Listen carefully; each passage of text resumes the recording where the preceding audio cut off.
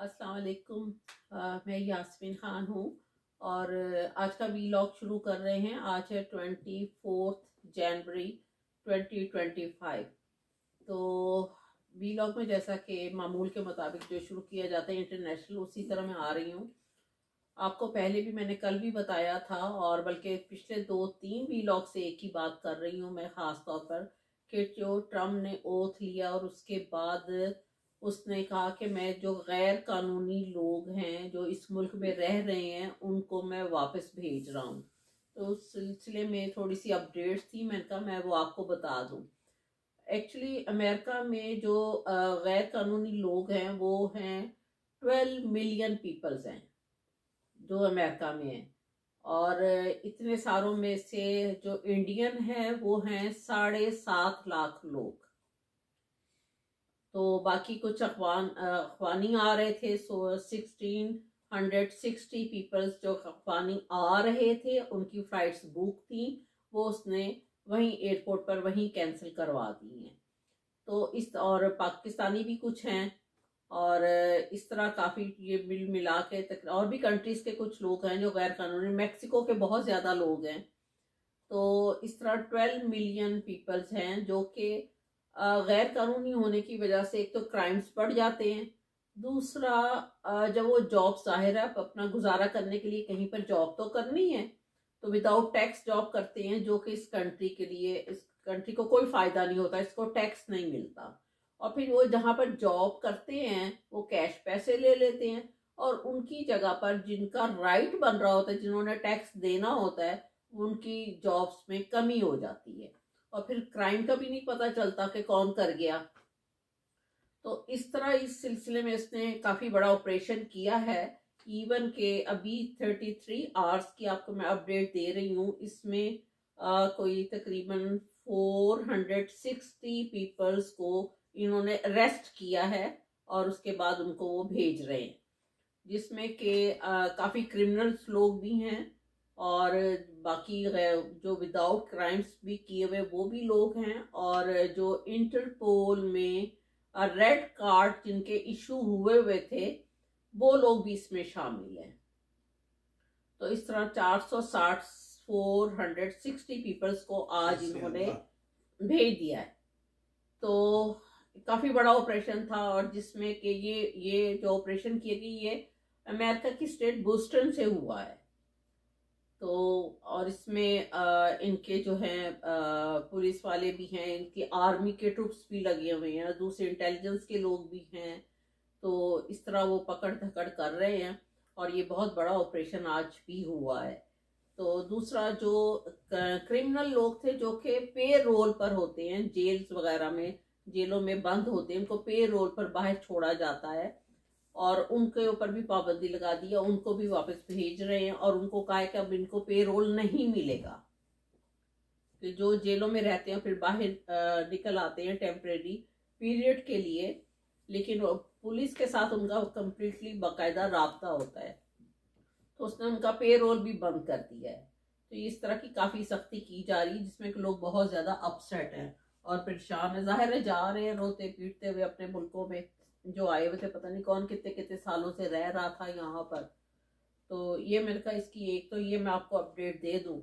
दूसरा सऊदी अरब ने जो मोहम्मद बिन सलमान है उसने, देखे ना, मुल्क में एक स्ट्रॉन्ग हुकूमत आई है, नया प्रेसिडेंट आया, तो साथ ही इन्वेस्टमेंट आनी शुरू हो गई है। अभी 3-4 दिनों में ही देख लें उसने फोन करके कहा है कि 6 मैं इन्वेस्टमेंट करना चाहता हूँ, मोहम्मद बिन सलमान ने कहा है, और 600 बिलियन डॉलर की इन्वेस्टमेंट कर रहा है। कहता है इससे भी ज़्यादा ज़रूरत पड़ी तो इससे भी ज़्यादा करूँगा।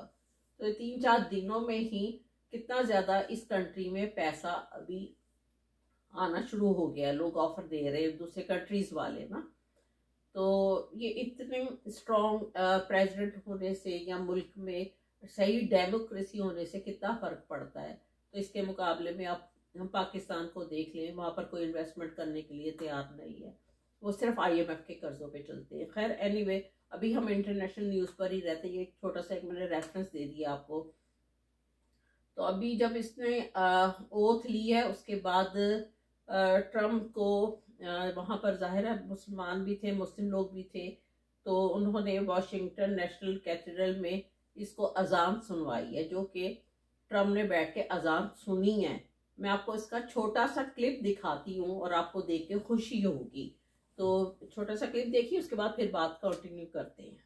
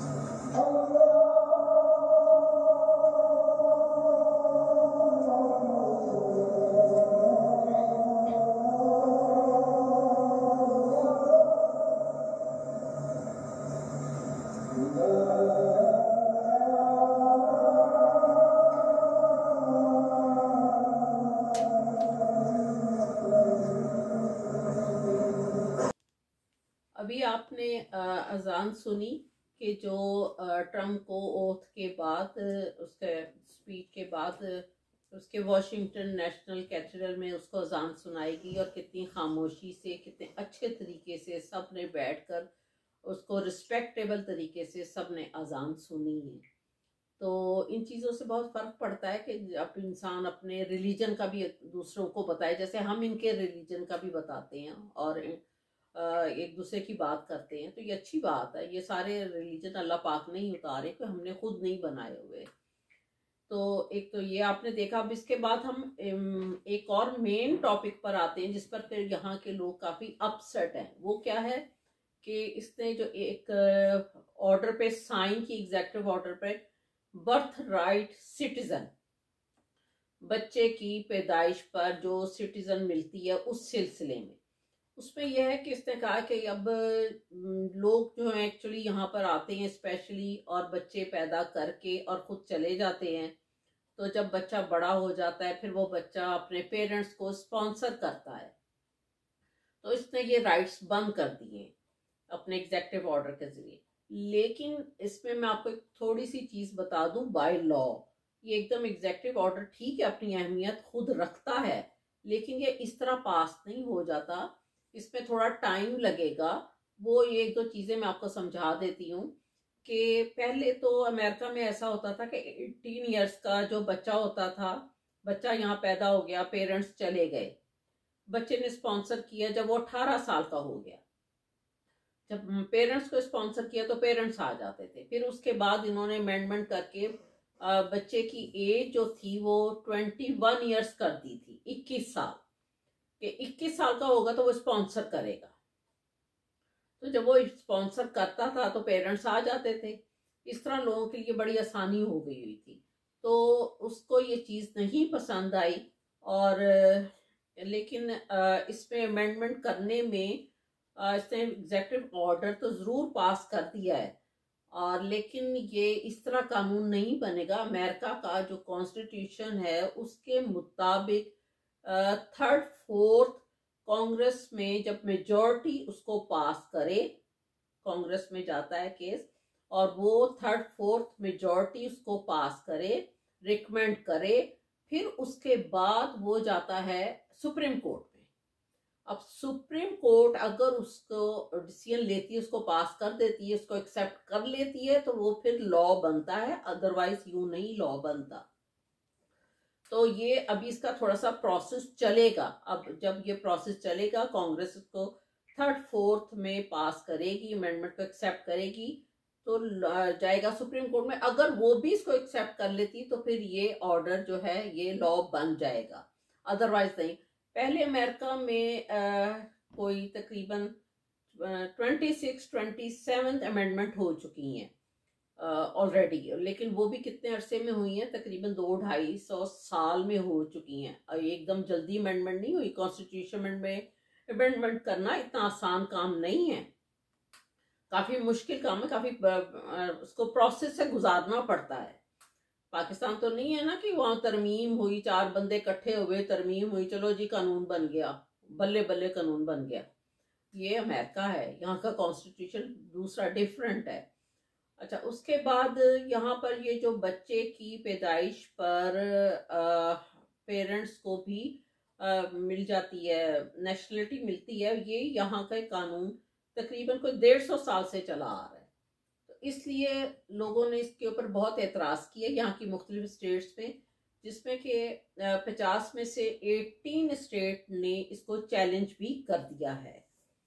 तो अभी अब जो चैलेंज हुआ है, अब देखें इसका क्या सुप्रीम कोर्ट क्या डिसीजन करता है, फिर उसके बाद पता चलेगा। लेकिन साथ उसने ये भी कहा कि अगर कोई बच्चा यहाँ पैदा होता है तो जब तक उसके बाप की भी नेशनलिटी यहाँ पर ना हो तो वो उस बच्चे को नेशनलिटी नहीं मिलेगी। ये थोड़ी सी डीपली चीज़ें हैं जिसको समझना पड़ेगा। एकदम आप लोग ना परेशान हो, अपसेट हो। और ये अभी जब कानून बनेगा, कांग्रेस पास करेगी मेजॉरिटी से, फिर वो सुप्रीम कोर्ट करेगी, फिर जाकर ये अमेंडमेंट होगी, अदरवाइज नहीं होगी। एक तो मैंने आपको ये बहुत ज़रूरी था, क्वेश्चन लोग पूछ रहे थे बर्थ राइट सिटीजन का, तो वो मैंने आपको बताया है। तो अब आते हैं और किसी न्यूज़ की तरफ, वो भी अमेरिका से ही ताल्लुक़ रखती है।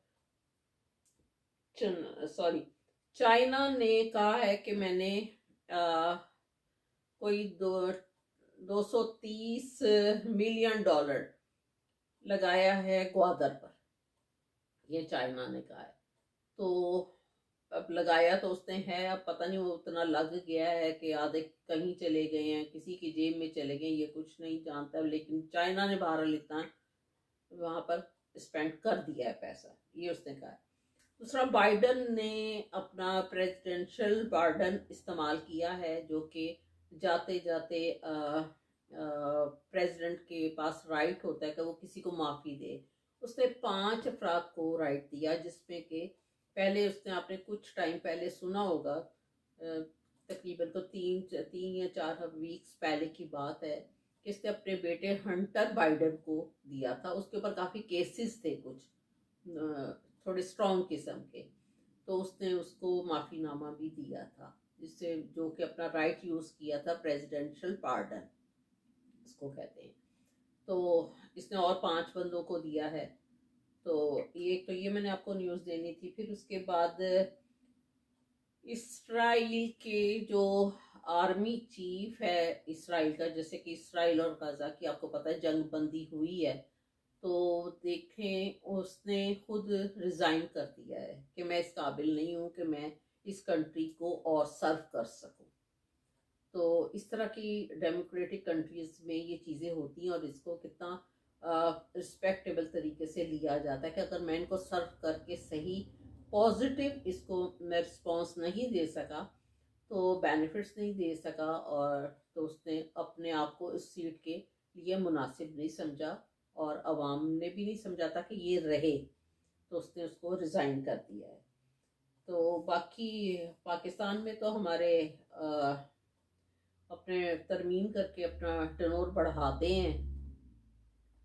तो ये आपको मैंने कहा छोटी सी और भी ये न्यूज़ है, इस तरह की और दे दूँ। तो अब चलते हैं हम थोड़ा सा डोमेस्टिक न्यूज़ की तरफ।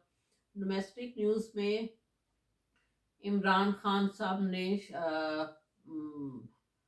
कहा है कि मुज़ाकरात अब नहीं होंगे, क्योंकि वो लोग सीरियस ही नहीं है, हुकूमती लोग मुज़ाकरात करने में। हालांकि इन लोगों ने इनको लिख के भी दे दिया था, लेकिन फिर भी ये लोग नहीं सीरियस हो रहे और नहीं उसको एक्सेप्ट कर रहे। तो इसलिए अब उन्होंने कहा कि जुडिशल कमीशन नहीं बनाया जा रहा, तो मुज़ाकरात नहीं होंगे। एक तो ये थी खबर, और दूसरा अपना वहाँ पर पोलियो के हालात में पाकिस्तान को पिछले 12 साल में 11 अरब रुपया मिला है पोलियो के लिए, जिसमें कि आपको पता ही है कि पाकिस्तान के हेल्थ वाइज क्या हालात हैं। और 420 जो लोग हैं वो भी केसेस और सामने आ चुके हैं पिछले कुछ सालों में, और अभी इनको 5 साल में 1 अरब डॉलर और मजीद पैसे मिले हैं पोलियो के सिलसिले में। अब इतना पैसा सिर्फ पोलियो के लिए ही मिला है, लेकिन वो नज़र कहीं नहीं आ रहा। बहरहाल क्या कहूँ कि कहाँ गया वो पैसा, इतना अरबों अरबों डॉलर कहने की बात है। ये सिर्फ पोलियो के लिए मिले हैं, लेकिन पोलियो के केसेस तो फिर भी हो रहे हैं। 69 केसेस तो अभी हुए हैं, पिछले साल हुए हैं, 24 में हुए हैं पोलियो के केसेस।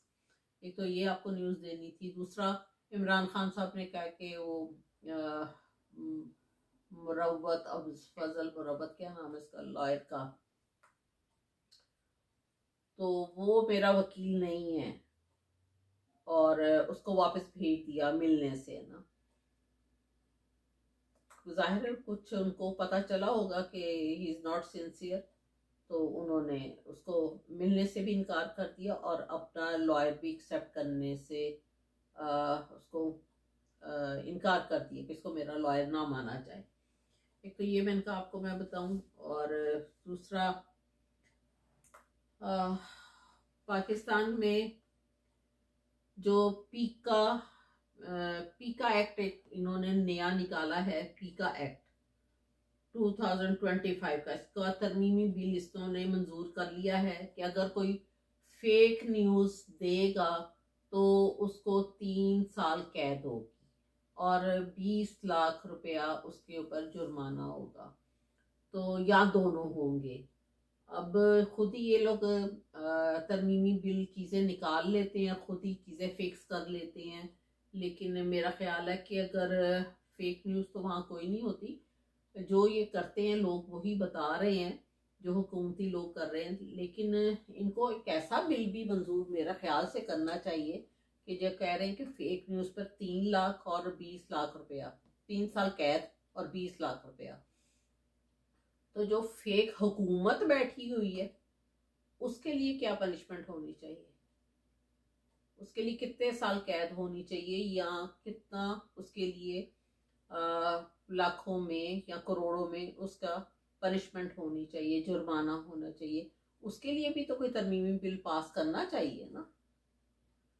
तो ये सोशल मीडिया को तो अब दुनिया में कोई नहीं रोक सकता, इसके बगैर तो अब दुनिया जो है वो नहीं चल सकती। सोशल मीडिया तो अब हर इंसान के पास, आपके पास अगर मोबाइल फ़ोन है तो वही एक सोशल मीडिया। आप अपने फॉरेन कमेंट्स उसमें देते हैं, और अब की जो जनरेशन है उसको तो आप नहीं रोक सकते, तो कैसे रोक सकते हैं। तो अगर इतने इस तरह की पनिशमेंट देने लग जाएंगे आप लोग, तो किस तरह काम चलेगा। फिर तो सारा पाकिस्तान में 90% लोग अंदर होंगे, क्योंकि सब सोशल मीडिया यूज कर रहे हैं। अब तो आप देखें कि चैनल्स को कोई देखता ही नहीं है, हम लोग खुद नहीं देखते, तो टाइम वेस्ट करने वाली बातें, सब सच झूठ उसमें बोला जाता है। तो सोशल मीडिया को तो कोई नहीं रोक सकता। इवन के टिकटॉक को भी रोकना चाहा अमेरिकन सुप्रीम कोर्ट ने, तो फौरन ट्रम्प ने भी एतराज किया और ट्रम्प ने इसकी कह के तो फर्दर 3 मंथ्स के लिए इसको अभी शुरू करवा दिया है। तो एलन मस्क जाहिर है अपना टिकटॉक ले लेगा तो फिर इंडिपेंडेंट हो जाएगा अमेरिका। तो ये चीज़ें तो बहुत ज़रूरी हो गई हैं अब लाइफ में। अब फौरन कोई चीज़ देखनी हम फौरन गूगल्स करते हैं, गूगल्स करके हम कहीं जाना हो अपनी गाड़ी में तो गूगल्स में उसमें अपना डिस्टेंस, अपना ट्रैवलिंग का डिस्टेंस डालते हैं, एड्रेस डालते हैं तो वहाँ पहुँच जाते हैं। तो इसके बगैर अब कहाँ गुजारा है। तो ये अजीब अजीब बातें, पाकिस्तान तरमीमी बिल इस तरह का मंजूर करके, इस तरह तो पाकिस्तान के 90% लोग जो हैं वो जेलों में पड़े होंगे। इसीलिए पाकिस्तान में कोई इन्वेस्टमेंट नहीं कर रहा।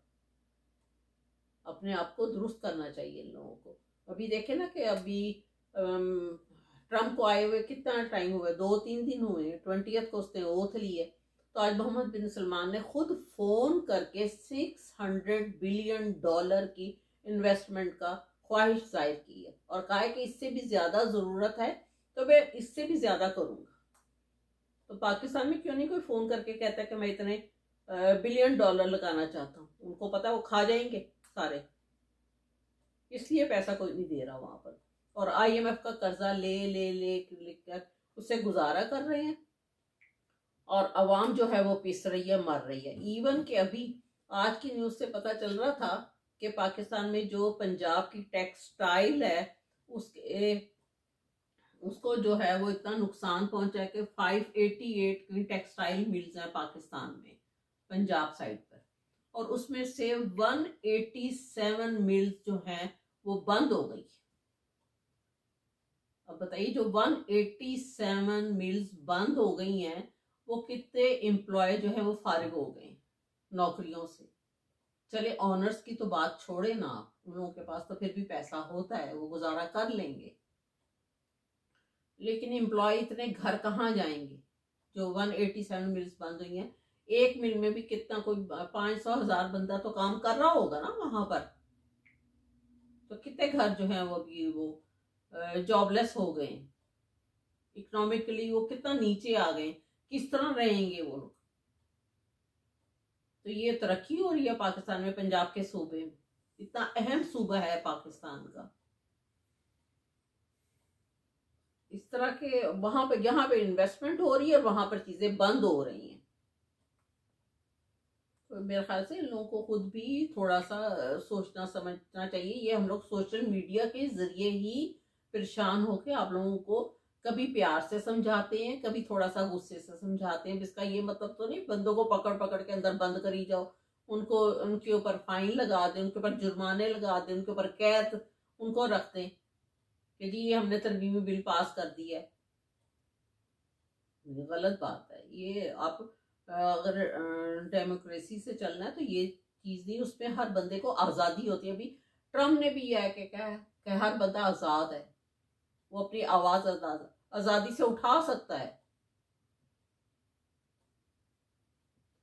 थोड़ी सी चीजें मैंने आपको बताई हैं आज, और जो अगली न्यूज है वो मैं इंशाल्लाह आपको कल फिर दूंगी। काफी सारी न्यूज है, लेकिन अभी जो मेन है वो यही है कि अभी यहाँ पर जो ऑपरेशन चल रहा है, अब कल फिर देखे कितने रेस्ट करके कितनों को रिपोर्ट किया जाएगा, क्योंकि ये काम बहुत तेजी से यहाँ पर हो रहा है। और सारे बैरियर्स वहां पर मैक्सिको बॉर्डर पर बैरियर्स लगाए जा रहे हैं, सारी ट्रुप्स खड़ी हैं और किसी को उधर से इधर आने नहीं दे रहे। पहले पैदल चलकर आ जाते थे, अब तो सारों को पकड़ पकड़ कर रिपोर्ट किया जा रहा है। तो ये बहुत बड़ी परेशानी पैदा हो गई है। दूसरा वो भी केसेस अब बंद हो गए हैं कि जो असाइलम के केसेस थे उनको भी फौरन रोक दिया गया है। और जो बेबीज के बर्थ के लिए जो लोग आए हुए थे अब वो घूम घाम के वापस चले जाएंगे, शॉपिंग कर लें या सैर कर लें, क्योंकि अब तो उनको वो नहीं मिलेगा, नेशनलिटी फिलहाल नहीं मिलेगी जब तक इसका सुप्रीम कोर्ट डिसीजन एंड में नहीं करता। अब इसको थोड़ा सा टाइम लगेगा कि क्या डिसीजन आता है। तो बहरहाल ट्रम्प की वैसे भी माननी तो पड़ेगी। ट्रम्प एक थोड़ा सा अपनी बात मनवाने वाला बंदा है और बिजनेसमैन बंदा है।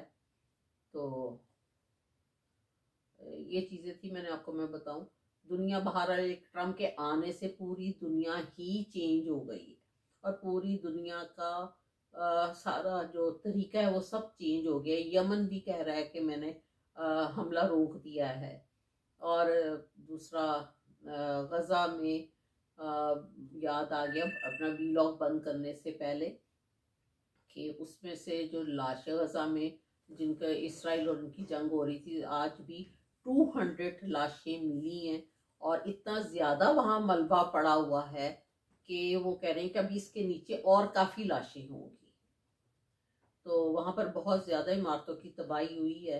अभी मैं आपको दिखा देती थोड़ा सा उसका क्लिप, लेकिन वो बहुत ज़्यादा वीलॉग लंबा हो जाएगा, तो फिर किसी वक्त दिखा दूँगी। और लाशें जो हैं वो 200 अभी मिल चुकी हैं और अभी और वो कह रहे हैं कि काफ़ी सारी लाशें मलबे के नीचे, जो मलबा उन्होंने दिखाया बहुत सारी लाशें उसमें ना। तो कल तक और मिलेंगी तो फिर मैं आपको इंशाल्लाह बताऊंगी। तो मैं अब अपना वीलॉग बंद करती क्योंकि बहुत लंबा हो रहा है और मेरा है चैनल 7RYK। हो सके तो बेल वाले को गलती से दबा दीजिएगा, हाथ लगा दीजिएगा, कोई फ़र्क नहीं पड़ता। Thank you very much. खुदा।